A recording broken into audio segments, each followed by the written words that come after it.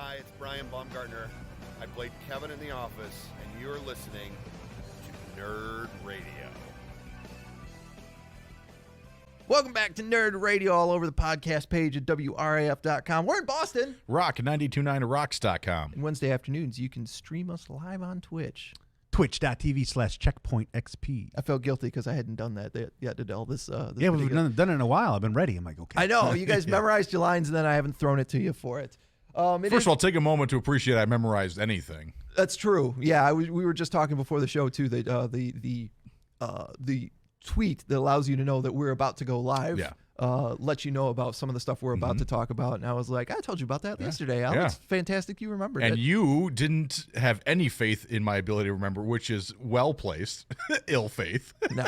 Yeah. No faith. You said, oh, did you schedule that yesterday after we talked? I said, no. I said, this morning. I carried information over a whole day. I can't believe it. I know. Nope.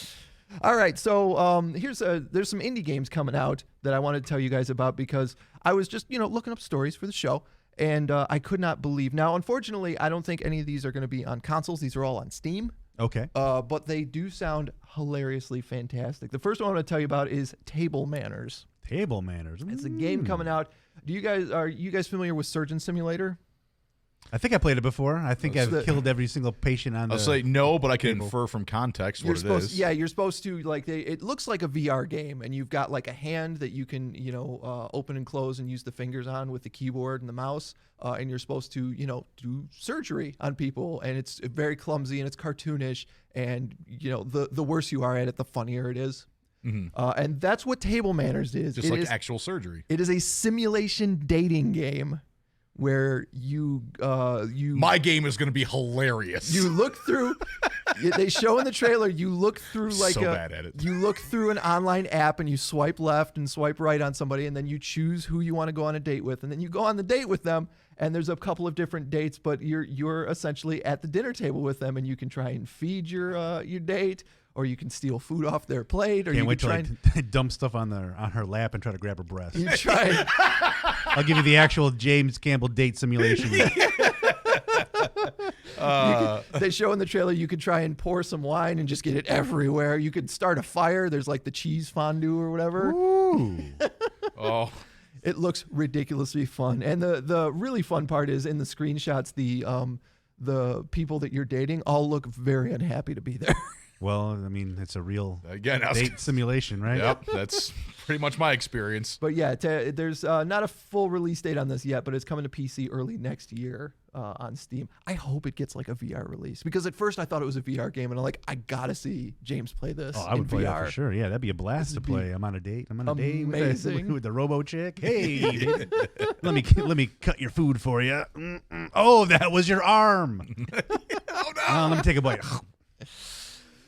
Next game I want to tell you about is a game called Say No More. The trailer for it shows you are an intern in an office, and all these people are putting all this work on the intern's plate. Like, hey, can you make a bunch of copies of this? Hey, can you get me coffee? Hey, can you get this? And finally, the intern loses it and puts her headphones on. And the idea, it's a one-button game. You just walk around, and every time you get near somebody and they give you a job, you click the button, and she says no, like a bullhorn, and knocks them over.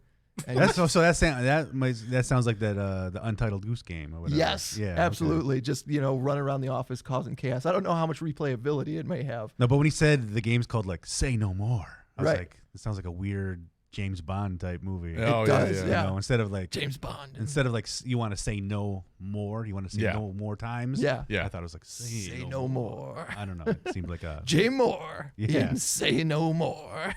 Say J Moore. But yeah, that's also coming to Steam next year. And then this game I was telling Al about the other morning as kind of a preview what to look forward to when we talked about this. This is on Steam. It's not out yet, but it's supposed to be coming out, and it's called I Am Jesus Christ. Okay, I've seen little blips of this online. Have you? Yeah. I can't tell if it's a blasphemous I think it's a blasphemous Jesus Christ simulator. See, essentially, is what that it was is. my question for Chuck when he told me about this. I'm like, is this like a game for Christians or just flat out blasphemy? It looks like whoever made it is a really, really Christian, really into the story of Jesus Christ. But it's a first-person game where you walk around and like the hands will come up and they'll glow, and then like the blind person will see. So you're gonna cure leprosy. You're gonna feed people fish and Yeah. wine. And You're gonna get your feet washed. You can walk across water. It's amazing. It goes all the way to the crucifixion. Oh my God! Oh my God! You can No! You can experience the crucifixion in first person. No! And then roll the stone away 7 days later. And I Good don't know. Lord! No pun I wonder intended. what the last level is. You fell right into that one, didn't you? Oh, man. I don't know. I don't know who the target audience is for this game. I feel like people who are really into Jesus are going to feel like this is blasphemous. No, I feel like people would play it like. I don't think they're really going for the Christians, like the overly religious conservatives. I think they're going for the degenerates. Yeah. I was going to say, I'm atheists that were like poking fun at religion, people that belong to the satanic temple, like that type of stuff. Those are the people they're going for, I feel. Yeah. Well, is there a Mary Magdalene level is my question. I don't know. I don't know. Now, so does it start from birth? Like, does it start from It starts birth? in the manger. Like, yeah, like you get out of the manger and then you go and you're working around like the woodworking shop and You stuff. wake up. know? What the hell is frankincense? What is this, myrrh? Oh, you got to regift the mirror. Yeah, regift the myrrh. It's like the fruit cake. First Christmas gift gets regifted. Oh, man. Oh, my God. All right. Again, no pun intended. Yeah. So a couple more games I want to tell you about. These ones you can actually get right now. However, this first one, if you didn't get it before a couple of weeks ago, you're gonna have to pay a premium price for it. So there's a game online called, let's see here, Lala Kinets. I thought that's the name of the game. Let's see here. I was like, what? It sounds like a board game. Nope, it's called Lala Kinets. It's kind of like It does sound like a board game. It's like Asteroids. It looks like it's a space shooter, but it looks like an old, almost Atari 2600 type of game or something like that. Like a game I had on my calculator in high school. Right. The Danish game studio that made it, Glitch App, had according to the story, had a unique idea when it came to putting this game up. They were going to price the game at $100. Whoa. And then for 5 full years, the first 5 years it existed, put it at a 98% discount. So you got to pay $100? Hey, I got a phone call. Oh. That scared me. I was like, the little kid that's outside the studio has found her way in the Found her way studio. inside. Through the floor. I'm not comfortable hanging around little kids. We gotta watch our jokes now. Not in those shoes, you're not. No, Not no shoes. No, absolutely Yeah, so the not. game for the last 5 years has been $2. Okay. But the 5-year gap came up last month, so they, as they intended, put the game up at $100. So it's $100 now. And that's what it's going to be for the rest of eternity. Well, guess what? I'll never play it. I was gonna say, why? What do they get out of that? The idea, I guess, was to try and be some kind of like commentary on how games are made and how games are displayed on Steam and produced and priced. That when a game was 98% off, people were interested in it, but now no one's going to be interested in it. Maybe they're just not interested because it's $100 goddamn dollars. Yeah. Right? For $100, I'm putting a down payment on a Switch. Right? Yeah. Right. Well, if you do put it, I'm glad you said that, because if you do put a down payment on a Switch, I get a game for you that I am so impressed with. Oh yeah. That I bought this game back when it was a Kickstarter, so I own it on the PC. It's called Shovel Knight. Shovel Knight. Shovel Knight. Okay. It's a throwback to the days of the 8-bit Nintendo. It's like a Mega Man type of game. You've got you play the Shovel Knight who is running around with a shovel. And So you're like a knight of the round table, but you have a shovel. Yeah. Instead of a Sweet. sword, I'm going to pull out my shovel. Exactly. And I'm going to go dig a hole and take a dump in it. And there are, if I remember the game correctly, there are 5 other knights that you have to select which level you want to go through. There's a pickaxe knight. I think so, yeah. A rake knight. They all have different A weapons. lawnmower knight. But whenever I like that. whenever you defeat one of them, you get The their knights of weapon. the yard work. Whenever you defeat one, you get their weapon as well, just like Okay. a Mega Man game. Oh, okay. As you go through to save the princess. So this, I'm actually kind of sold. Like I'm Right. kind of into it. okay, so this I'm holding out for the lawnmower night. Yeah. I like that one. This game came out almost 5 years ago. What? And they have continued to add downloadable content to it. Really? And if you bought the game, which you can get right now for on just about everything for about $25, no matter what version of the game you get, all the downloadable content is free. Nice. And has been every time they've come out with it. They came out with one of the nights was called a plague night that you fought against, and he threw like alchemy bottles at you or something like that. The first one they came out with was you could play through the whole game as Plague Knight, and it changed the game dramatically. Like it was almost a totally new game in the same engine, and you got it for free. And they just released the third and fourth downloadable content for this game. One of them is called King of Cards, and it's a card game like Triple Triad in Final Fantasy VII or something like that. So it's still a side scroller, but all the fighting is done in the card game. Oh, okay. And they also released Shovel Knight Showdown, which is Shovel Knight Showdown. like a Smash Brothers version of Shovel Knight, where you pick one of the knights. Oh no, who's gonna win? You get 4 different people. Shovel knife or rake knife? I'm going head to head. I'm pretty sure it's gonna be Lawnmower Knight, as long as you can get that thing started. Yeah, well, that's what the problem is. You only have so much lawnmower. You only have so much fuel for the lawnmower to run. Right. You know, you run out of gas. Your ass is grass. Yeah, Weed Whipper Knight's gonna annoy the hell out of your ankles. Yeah. Why does that? Son of a bitch! Ow! Oh, he's shooting rocks in my face. Yeah, if you're a fan at all of if you're a fan of games that look like they should have been on the 8-bit Nintendo, you could do a lot worse than this one. That's cool. It's very fun. That sounds fun. I'm And like actually I said, interested in checking it out. It's got a lot of replayability. I wonder who a my lot of favorite neat night will stuff. be. I can't wait for you to It'll try be it. car wash night.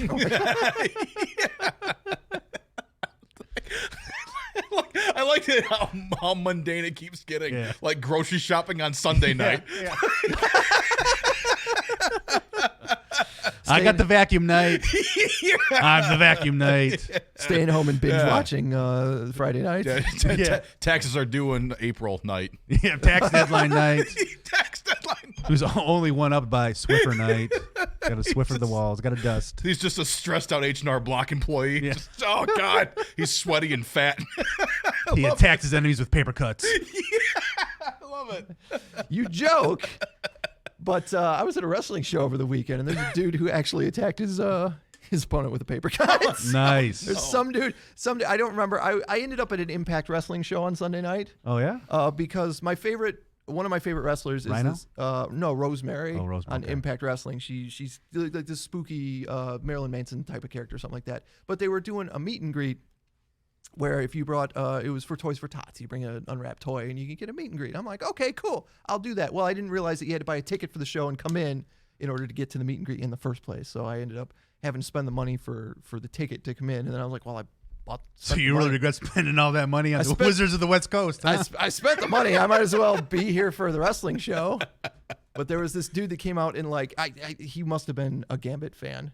Is at Ace Austin. He's yes. great. He was one of the wrestlers when I was doing commentary for CWL. He was great in the ring.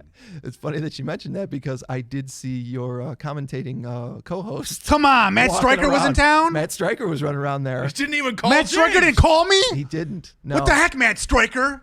It's okay. I don't really care for him much anyway. So.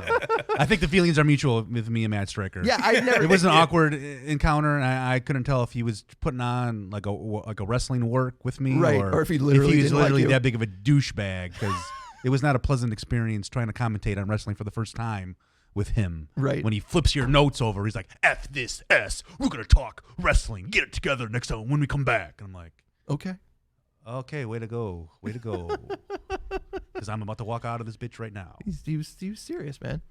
Yeah. So I saw Ace Austin for the first time, and if you guys are not familiar, he comes out in like a long purple coat. Yeah. But then he also has this like extendable staff, Yeah. and he throws a card. So like, must be a huge Gambit fan. And Sounds like, like it. it's like the Gambit and the Joker in the same character. It was kind of strange. But I did get to see our buddy from Halal Beefcake, Idris Abraham. Yeah, Idris was there. He was at the Motown Showdown. So I've been on Twitch twice this week because I Wow. was out there too. I didn't realize Impact was in town, and I also didn't realize Matt Stryker was involved with Impact. Neither did I. I would just have saw him went walk- and like trolled him. I saw him walking around. I'm like, oh, okay, that's cool. Like I didn't know Idris was going to be there either. He wasn't on the card. It was a surprise match, and I'm like, hey, I know him. Yeah, because I thought they had a match. Well, they had a match on Friday, I think, Yeah. downriver. Idris and Joe Coleman. the genetic jackpot. Right. Had a match downriver in Brownstown I wanted to go to. I had a lot going on Friday, and I didn't make it to anything. A lot going on, as in we needed to see more Baby Yoda. That and my FS Up stuff streams on Fridays. Yep, absolutely. There's a lot going on. My fiance's been out of town for work. And I don't know. I feel bad leaving the dog home alone. She's home alone while I'm at work. And I'm glad to hear that because I get the same thing with my cats. Yeah, I got quality time. I got to get some quality time with Chloe the Pitbull. So there you go. Well, that's your quality time with us here at Nerd Radio. We're taking That's off. your time with us here at Nerd Radio. That's your quality time with another guy, as well as the famous Al Beck and the equally famous, if not maybe more famous, James. Find us on social media. Regionally known, James. Find us on social media at Nerd Radio 101. Come on back for the podcast. If you're listening to us on Apple Podcasts, of course, give us a rate and review. And we'll talk to you next week, man. Christmas is around the corner. We got something a little special coming up for Christmas. Yeah. That we're working on. And no streams, but there will be episodes to download. Yep. Oh, we did have to mention. I know we did this last time too. We almost forgot to mention Odo. Oh yeah. I have never known how to say his last name. Renee, the actor who played Odo in Deep Space Nine, he passed away. What is going on with Star Trek I don't know. people? This is the second time we've had to end with a Star Trek death, and that's a bummer. Are they building up to are we going to lose Captain Kirk? I don't know. He just got divorced, so he's probably going to live another 12 years. Because first it was a writer last week, and now it was a guy from Deep Space Nine, and then I don't know. The guest star from Charlie X, I guess, had passed away too. I think back in September, the guy who played Nog from Deep Space Nine, he passed away. Good Lord. So, man, it's crazy. Yeah. So Odo has rejoined the link. Maybe they're not passing away. Maybe they're getting teleported to could be a greater universe. Could be. Maybe they're joining the Q continuum. Yeah. Maybe that's where Jefferson went. He's a Jefferson Q. So that's bummer. But it started to end on a sad note again. Yeah, well, that's what you're here for. Oh, I do have to mention too. He was also in the MASH movie. Not only was he Star Trek, he was a MASH guy. Of course he was. He was Father Mulcahy. Of course. And now we find out that Al is the president of his fan club. Wait a second. Yeah. Father Mulcahy was different in the movie? Yes. I didn't know Three people have played Mulcahy because there was a different guy in the pilot of the series. Oh my God! William Christopher didn't show up until later. I have no idea why that was. All right, well, he's also dead, so we'll be. Al Beck will be back with your Death Watch next week, and we'll have to talk Death Watch, Star Trek Death Watch with Al Beck. We'll talk some more Nerd Radio with you guys. I'm in a difficult situation here. I mean, after all, you're nerds. Have a great weekend. See you later, nerds. And we're out.